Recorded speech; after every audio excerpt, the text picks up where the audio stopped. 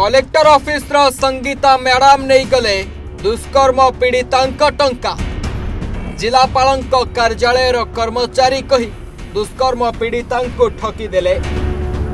पीड़िता लुटि नेले अनुकंपा राशि।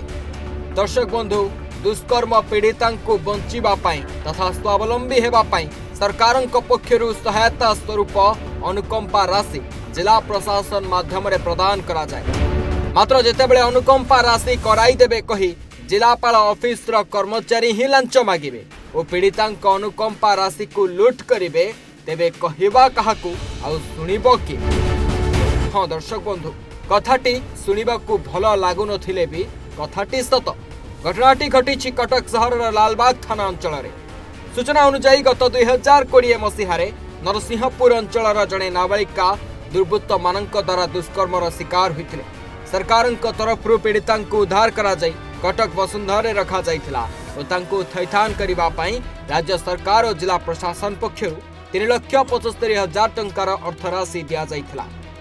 मात्र सरकार अनुकंपा अर्थराशि को कराई देबा पई जिलापाल ऑफिस कर्मचारी बोली निजको परिचय दे संगीता मैडम नामक जड़े महिला मानसिक चाप पकाई दुईटी अलग अलग अकाउंट रे 1,01,000 टंका देवाको दाबी करथिले। आ पीड़िता जनक कथारे राजी होई सेमानक अकाउंट को पठाइथिले बोली लालबाग थाना रे अभियोग करिसंती पीड़िता। फेब्रुआरी मासरे जने मैडम मो बाहु फोन करथिले से मैडम तो मु चिन्हिनी कि जाननी से कहले कलेक्टर ऑफिस रु मु संगीता मैडम कहूची मु कहले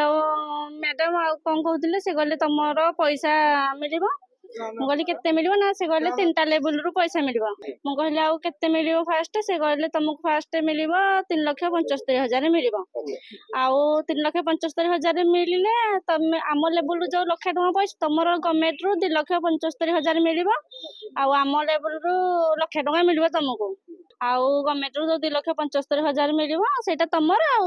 लक्ष टका हम जोटा दबो सेटा हमको रिटर्न कर दबो मु कहली कोन पाए ना न रिटर्न कले आमे तमर जो खाता रु पैसा सब जो काटी दबो मु कहली हो हो मु छाड़ देबी डरे कि छाड़ देबी बाहु बाटा 10-15 भीतर मो बाहु कॉल कले कहले आउ तमर केते पैसा आछि मु कहली 3,75,000 ना जहा कहछि मन अछि तो मु कहले हो टी मो मन अछि ना हम लेवल जो पैसा जाय जे हमको तमे रिटर्न कर दिया। अन्यपटे दुष्कर्मर शिकार होइतबा जने पीड़ितांक सरकारी अनुदान अर्थ राशि को एभली भाबरे लुटिबा घटना को दृढ़ निंदा करिबा सह घटनार तदंत करी अभियुक्त मानक विरुद्ध दृढ़ कार्यानुष्ठान ग्रहण करिबा पई दाबी करिसंती इंटरनेशनल ह्यूमन राइट्स काउंसिल रो राज्य सभापति तथा मानवाधिकार कर्मी सस्मिता दास। कटक जिलार जने पीड़िता जे कि नाबालिका थिला बेले गणधर्षण रो शिकार होइतला सी आसी हम वसुंधरा रे रहउथला जो सरकार जो नाबालिका माने दुष्कर्म शिकार हुई गोटे आर्थिक सहायता मिले भविष्य से झील को 3,75,000 टंका मिलबार मिली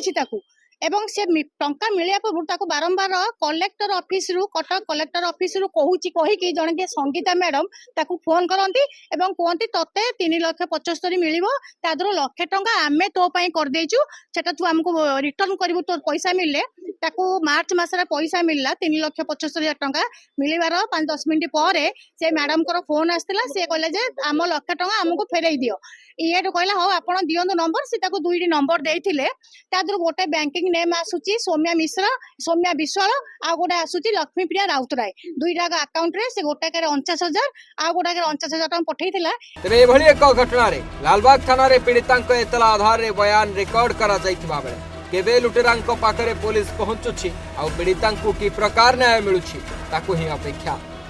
ठक दलाल माने ठकामीर विभिन्न प्रकार उपाय करुथुवा बेले एबे आउ एक नुआ ठकामीर अध्याय देखा मिली कटक जिला प्रशासन रे जोठी जड़े नाबालिका पीड़िता जे कि धर्षिता होइतिले तांकर कंपनसेशन पैसा रु 1,01,000 टंका लुटि नहीं ऑनलाइन ट्रांजेक्शन रे एबे पीड़िता जनक लालबाग थाना रे अभियोग करचंती पुलिस अपराधी पाखरे केबे पहुंचुची ताकू ही अपेक्षा। कटक बलराम नायक ओडिशा भास्कर।